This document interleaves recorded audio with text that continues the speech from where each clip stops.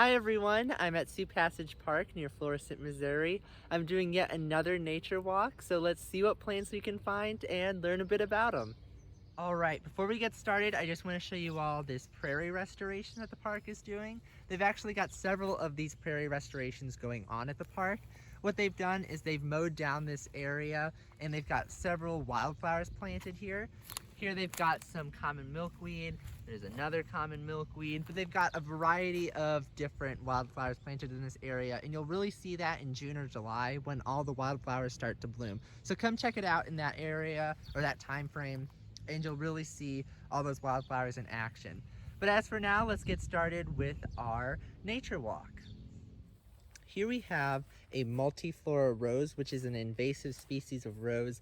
And just like any rose, it's got some nasty little thorns on it, which will hurt a lot if you get poked by them. But this multiflora rose is pretty big. Like this whole shrub right here is just multiflora rose. It is kind of attractive. It's nice to look at, but it just grows everywhere and it'll shade out any other plant in the area. So not so nice. But its white flowers can make it kind of hard to distinguish from other native species that grow in the area. So here we have the flowers of the multiflora rose, and growing right next to it are some blackberry plants. And they look very similar to that of the multiflora rose, right? Here we've got the tulip tree, which is a very interesting native tree to the area. It's got these large tulip-like flowers that are yellow and orange. They've got that really pretty orange band that go through the petals. Now let me grab a leaf and let's look at that because they're pretty interesting as well. Alrighty, here I have the leaf of a tulip tree, which is quite the distinctive leaf. The way you can tell that it's a tulip tree is, well, to me it looks like a cat's head. So what I mean by that is that here we have 2 ears and then 3 whiskers on the side. Here, I'll give you a close-up of that. So here's the 2 ears, and then there's 3 whiskers on this side and 3 whiskers on this side. And if it gets a bit confusing for that, and it looks too similar to another species, such as like a sycamore, what you can do is you can crumple it up and see if you can smell a bit of a spicy smell. It should smell similar to that of a spice bush, but not as potent. Now, you might be wondering, what does a spice bush smell like?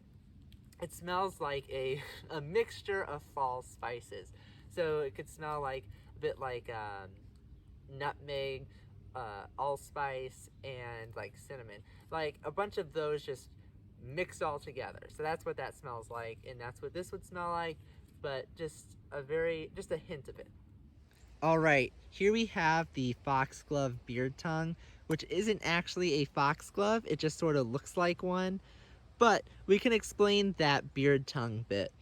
So it has 5 stamen, 4 of which are infertile, and those infertile stamen are the ones with the black tips, and we can see 2 of them here.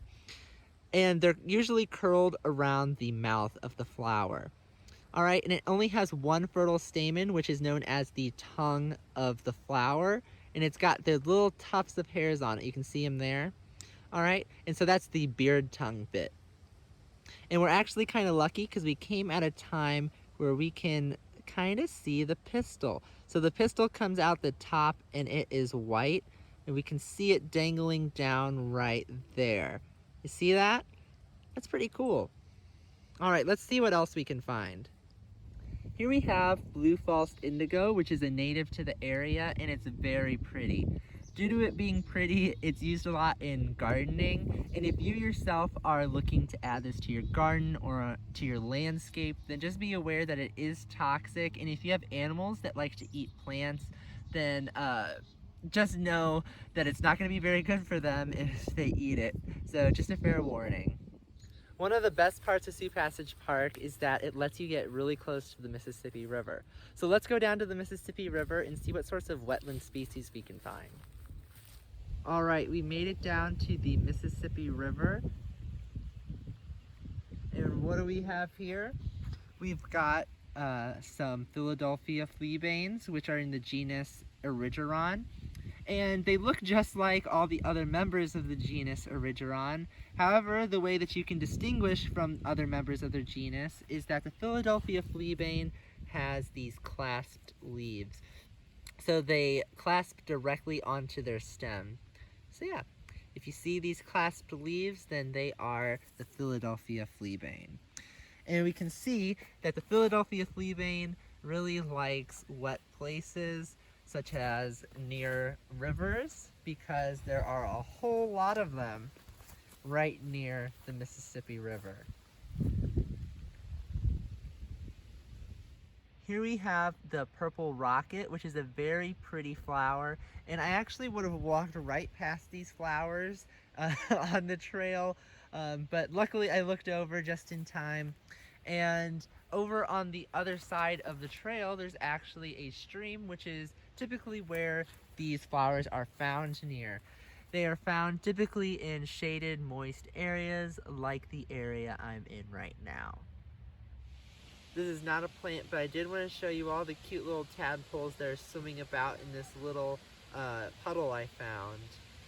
I don't know what species of frog they are, but here they are. They're just swimming around.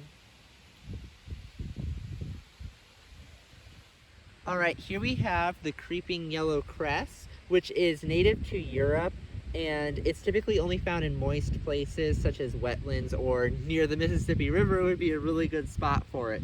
So a way we can distinguish the creeping yellow cress from other species in its genus is by its leaves. So if we take a look at its leaves, let's find a good one.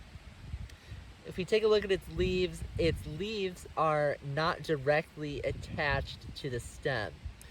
In other members of its genus, they will have leaves that attach directly to the stem, similarly to the Philadelphia fleabane. But in this case, for this species, the leaves are not attached directly to the stem. Alrighty, thank you all for watching. I hope that you enjoyed coming on a nature walk with me. If you did, be sure to like and subscribe, and I hope to see you all soon.